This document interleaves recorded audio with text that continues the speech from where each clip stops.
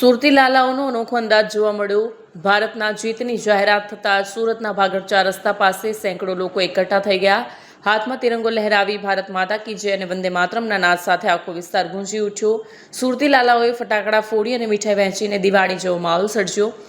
રવિવારની રાત્રે લોકોના ઉત્સાહને જોતા પોલીસ દ્વારા પણ ચુસ્ત બંદોબસ્ત ગોઠવવામાં આવ્યો હતો, જેથી કોઈ અનિચ્છનીય ઘટના ન બને। મોડી રાત સુધી સુરતના માર્ગો પર વિજય રેલીઓ નીકળતી જોવા મળી।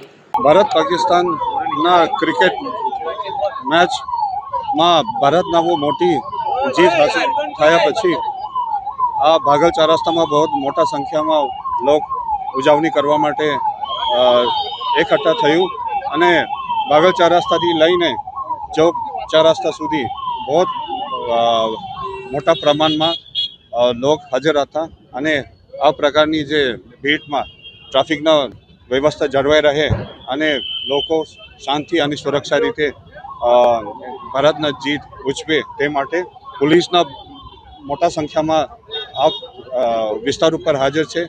SRPના જે કંપનીઓ મૈદરપુરા અને લાલગેટ પોલીસ ચોકીમાં ફાળવણી કરવામાં આવેલ છે।